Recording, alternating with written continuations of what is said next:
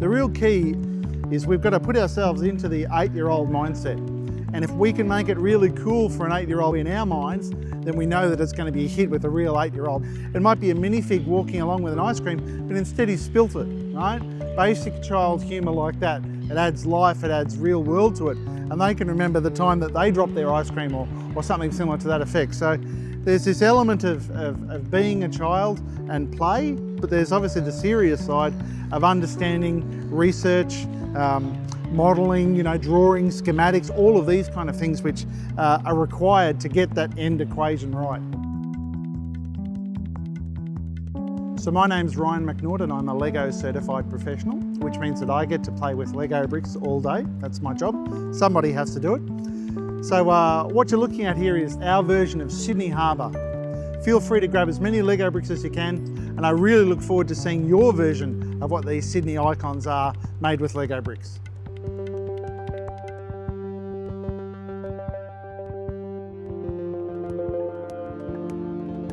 When I was a kid, I lived on the north side of the harbour and my family lived on the south side. And so visiting the relatives on the south side of the harbour was always a special event because we'd get to come over the bridge. Even though it wasn't the quickest way, but I always made them come over the harbour bridge because as a kid I loved it. There's a plane coming into Sydney now. Whenever I leave Australia and travel and see different parts of the world, I'm always happy when I fly back in and you look out the left side of the plane, you see the bridge, you see the harbour, the Opera House, and it just reminds me that I'm coming home. Yeah, I grew up, I remember driving with my dad and sitting up on the Carl Expressway there and looking out over the Opera House as it was being constructed, and we'd talk about the controversy and Utzon not being around and cost increases and so on. So it was one of those things that every couple of years you'd go by and you'd have a look at it. So to see it come to fruition and be a beautiful building, and then to actually work for Arup, who were the designers of it, it's fantastic, and it's a very special thing. So one of the things with the Sydney Harbour models is they each have their own unique and independent personality. From the Opera House, which is very groundbreaking and unique, and there's nothing like it anywhere else in the world, through to the bridge, which is functional. It's about getting people from one side of the city to the other. It's about moving lots of people easily and seamlessly, making their lives easier, to the escapism of Luna Park, where it's about having a good time and children running around screaming, making noise, lots of colour and fun. They each have their own unique challenges. The Tugboat, which is a working boat, and has, it's very industrial and chunky and clunky, and it's designed purely for function as opposed to elegance.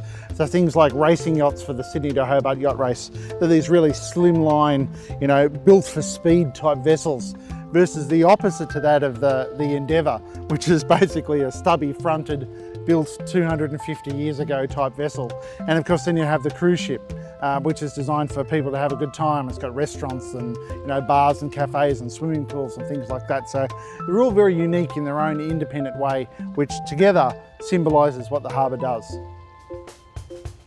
Well, we really wanted three things.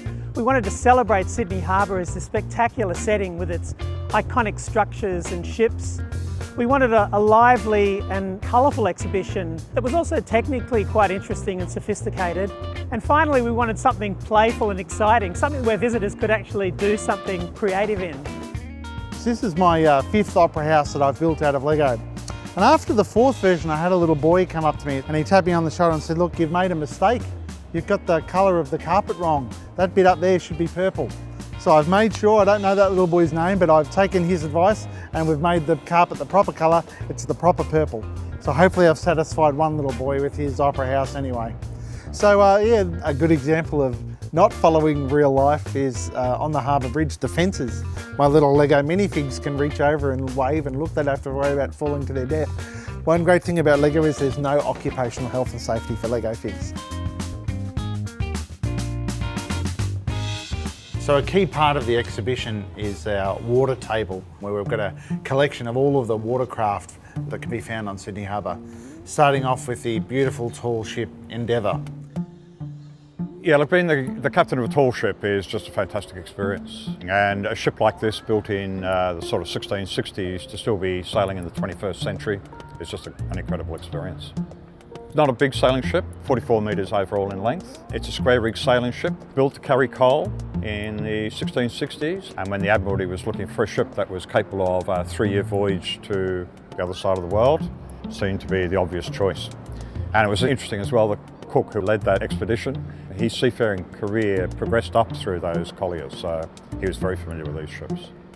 The ship itself is sailed very much in the 18th century way, but does have some 20th century features. One of the harder Lego models to make in this exhibition. It features some crazy curves, some unusual bends. It doesn't have a straight line anywhere on board at all. And of course, Lego bricks being square and flat make it very difficult to do these curves properly.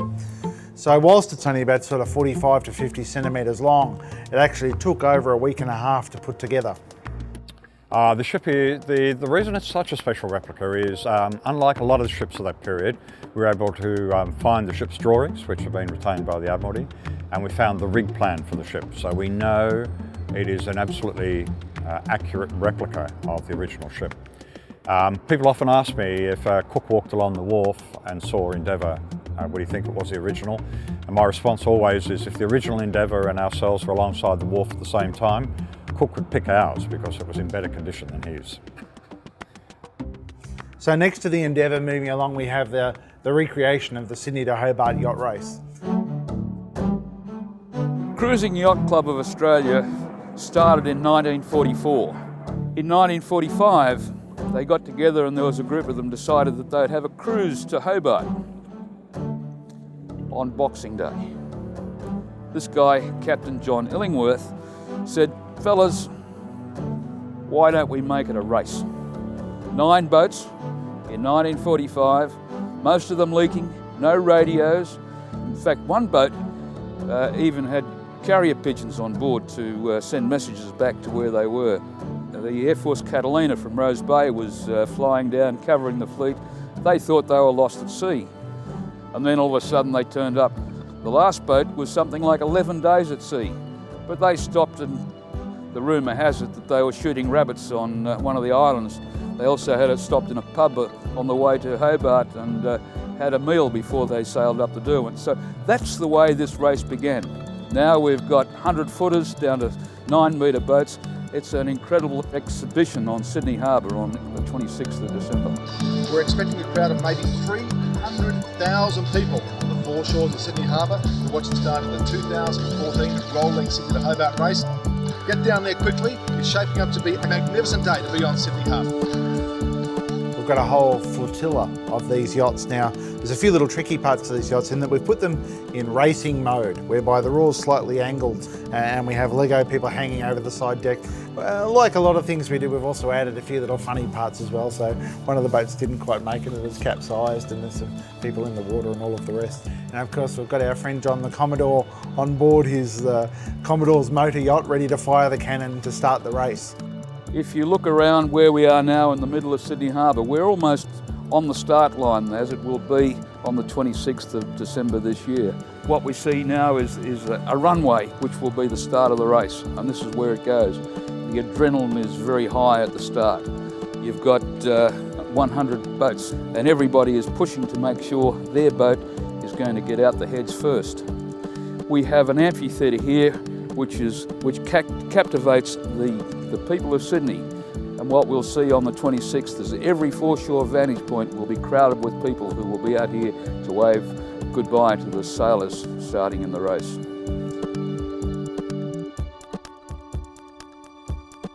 So the working part of Sydney Harbour, the lifeblood, if you like, of the harbour is tugboats. And you can see the tugboats basically not built for speed or natural beauty or anything like these racing yachts are. They're the workhorses that move things around, that put ships in their position. They're the real workmen of the harbour, if you like. The main task of a tug is to give the pilot of the ship a level of confidence that he can enter a port like Sydney Harbour, which is very confined in places, and he has to, navigate under bridges and in and out narrow wharves and bays. And the tug is there to assist the pilot to manoeuvre the ship. But basically all a tug is just a lot of power. It's a big engine with very manoeuvrable controls, and a very clever guy at the controls, knowing what he's doing and doing what he's told. That's the important thing. And so our little tugboat, whilst it's not as large as the cruise ship, it's all about function. From the tyres on the outside for when it bumps into things or nudges things into position, through to the smokestack, and of course the bridge that the captain of the tugboat sits on gives a 360 view, so he can quickly look and see what's around him and make quick decisions and stuff like that. So whilst it's only small, it's all about detail and how it can work and work for the harbour. The tug has to make contact with whatever it's assisting, whether it's a barge or a ship or whatever. So to minimise any damage or anything from that contact, you have to have fenders around the tug. And the simplest way to do it is to use tyres. They're easy to get, some are better than others. We use aeroplane tyres a lot because they're very big. So you just hang these tyres around the tug, and you can bash into anything you like and you're not doing any damage. And it's a great feeling to be in a comparatively small vessel with a lot of power, and you can do a lot of things with it, and it's a lot of fun. It is a lot of fun.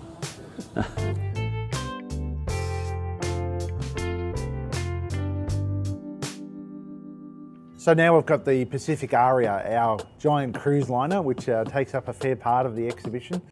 Being at sea there's a romance to it, and is an escape where you'll be out for days without seeing any land, without seeing anything. The passengers are out for everything.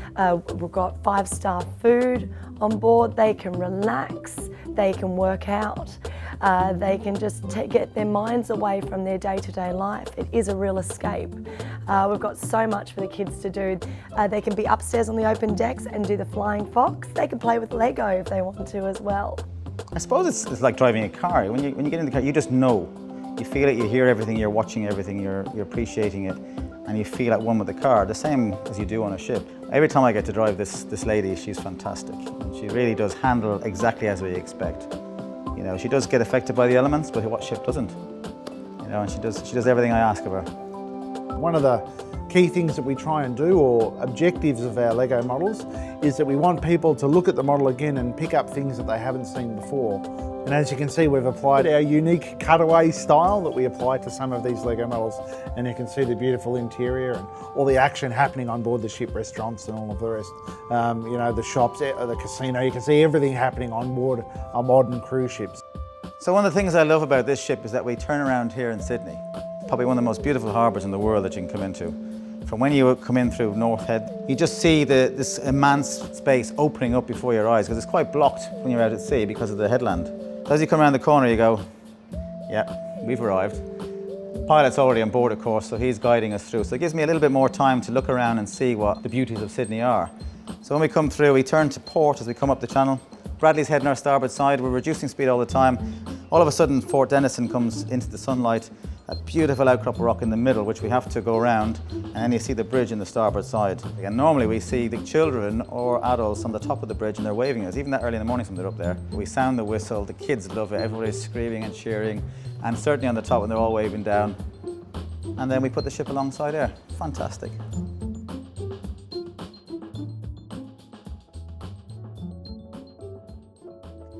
The Sydney Opera House is probably one of the world's most difficult models to build out of Lego, and the reason is because of those compound curves. Not only is it a difficult variable curve, but there's a good 7 of them to build. You've got front ones, back ones, one's going in one direction, one's going to the opposite direction.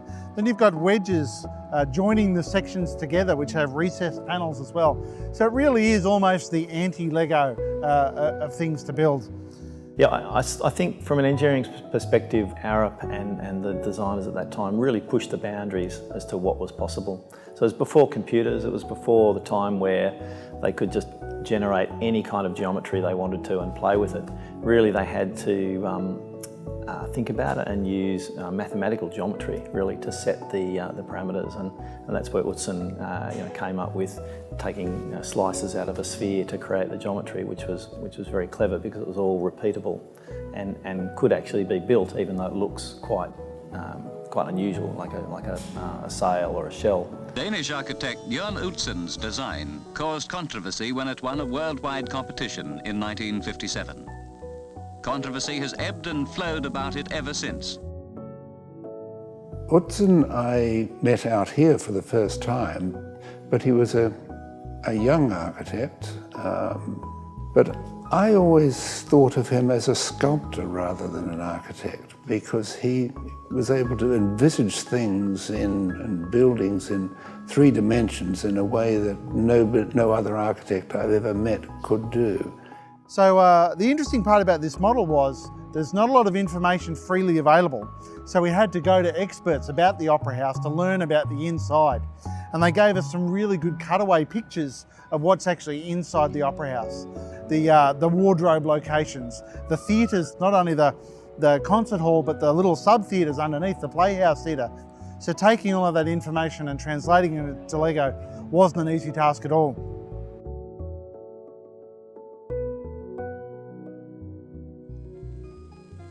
Designed for a setting of sea and sun and water traffic. Over the years, we've watched them grow. These strange shapes, which have sprouted like concrete flowers on Sydney's waterfront. It's made a huge contribution, and in some ways it was the controversies while it was being constructed that really brought it to the attention of Sydney. And those controversies, well, some of them even last to this day, but they took a good 20 years to die down and for the building to become accepted. But it certainly put it in the news, there's no two ways about that. I think it's nice also that we place a building that kind of celebrates fantastic art forms like ballet and opera and music, and put that front of house right here in the middle of the harbour. But I think Sydney needed it. As Sydney matured as a place, it needed to have a cultural icon, something where all those talented people that we have in this city could actually be showcased. Whereas I don't think we really had that before. I think it showed that Australia and Sydney in particular had matured to the point where those special things, those arts, are valued highly.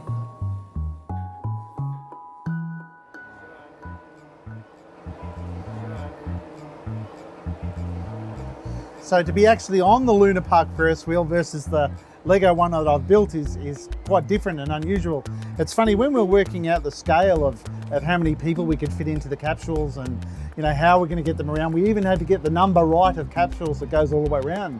And even little things like making sure it's balanced so the wheel actually turns properly and correctly. These sorts of little technical challenges that we didn't really foresee. If you look closely in the hub of the model, you'll see the worm gear system using all Lego motors, only Lego pieces. And all the little capsules with the Lego people in them actually stay the same orientation, just like the real Luna Park Ferris wheel. So those Lego figures, they'll probably be a bit dizzy by the end of the exhibition, but I think they're having a good time. So on the face of Luna Park, there's a couple of techniques which we've used there. We've got very limited pieces and parts available in our palette, so we have to get a little bit creative sometimes with how we use them. So in the instance, the writing on the top which says Luna Park, we use this element called flex cable, which is often used as hoses for firemen to put out fires, or in spaceships connecting sections together. And what we've done is we've shaped that into the lettering that says Luna Park. So the wild mouse is one of the trickier components of the Luna Park builds. The reason is, how do we bring life to a model such as that, where you've got those little cars sort of scooting in all different directions, and how do you show the emotion of the little Lego people scared? So we've done that using an LED lighting system which follows the path of the track. So hopefully that simulates the way that the little cars can go and the little minifigs are enjoying their trip. The real trick is to look at the minifigs' faces on the little cars. They're a little bit scared. It's a bit of a wild ride. So the Crystal Palace is a really detailed building in its own. It's very medieval with some turrets and some quite unusual arches that aren't perfectly round. They're sort of Gothic, they point to the top.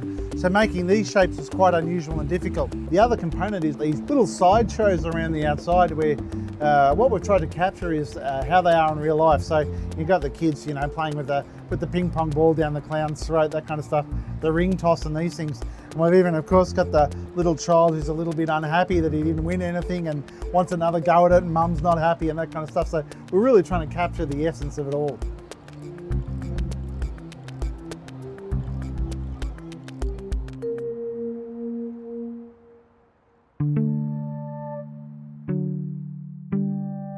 Welcome to the Sydney Harbour Bridge, the world's greatest steel arch bridge. 83 years old, opened in 1932, 134 metres above the world's largest natural harbour. Sydney was growing as a city. Early 1900s, the population was expanding and there was a lot of area for growth to the north of the city. The chief engineer of the bridge, a man called John Bradfield, had the vision and the foresight to link the north and the south side of the harbour, and it's because of him that we're able to stand here today. Now, the bridge itself in real life is an engineering achievement, but this Lego model is a bit of an engineering achievement in itself. Spanning 6.5 metres is not an easy thing to do with Lego bricks. And give or take, it weighs about 100 kilograms all up with those big pylons at the ends, right? So we're talking about a physical lot of Lego, and there's a lot of weight in it. And unfortunately, all of that weight's in the wrong places. The Lego bricks themselves physically aren't strong enough to hold that sort of span. So we have cheated a little bit in terms of there's a steel decking on the inside of the bridge, basically just keeping the deck nice and flat. The bridge was built in 4 distinct stages. The first were the approach spans. A lot of buildings were demolished on both the southern and the northern side of the harbour. The 2 massive arms of steel of the arch were built second, starting from the north and the south to meet up in the middle. Once the arches were locked and completed, the hangars were dropped down to the road deck level. The road deck was built from the inside out. The final stage of the construction, one of the most important, were the pylons, the blue granite pylons, 2 on the southern side, 2 on the northern side. Not important in a structural sense, but important in aesthetics. John Bradfield thought they would help people to trust the bridge. He thought they gave it a nice finished look, and they were the final stage of what he did. How high is it? We're standing 134 metres above the harbour. Okay, I'm about 2 and a bit metres, so you got me covered there. How long did it take to build? Just under 8 years. Mine was about 3.5 weeks. You got me there. How many people do you take up a year? Depending on the year, last year 160,000. Since Bridge Climb opened though, 3.2 million people. You got me there. I've got about 150 Lego people on there. We'll take them. What else you got? How many train tracks? 2 train tracks. Damn, I've only got one of those. How many cars go across a day? 220,000 per day.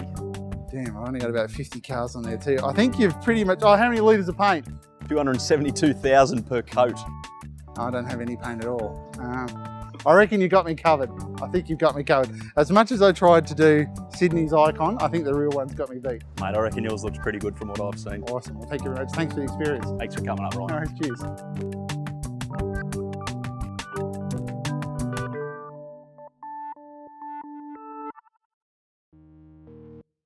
We've got all the other icons. We've got, you know, the Harbour Bridge and the Opera House and Luna Park, and we you know, the one really thing we're missing is that New Year's Eve celebration, the fireworks. Sydney Harbour is probably the greatest place in the world to do fireworks, and you know we've been fortunate enough to be displaying the New Year's Eve fireworks here for the you know almost the last 20 years, and it's like any other entertainer. You have to perform each year. You're only as good as your last performance, and you know we've been fortunate enough to be able to do that, and there wouldn't be a better place to do it. Building Lego fireworks is challenging for a number of reasons. Most obviously that fireworks are round and Lego is straight. Fireworks are hot and Lego doesn't like heat. You know, there's so many aspects of a firework that isn't like Lego. We end up solving this by using clear Lego in long tubes, and this, which is it's called a COB or chip on block LED. It's like a lead filament trying to impersonate the old Edison lead filaments, and we're using these as our main way of lighting up a Lego firework. Look, by the morning of the actual show day, all the barges are loaded, the bridge is loaded, the Opera House is loaded.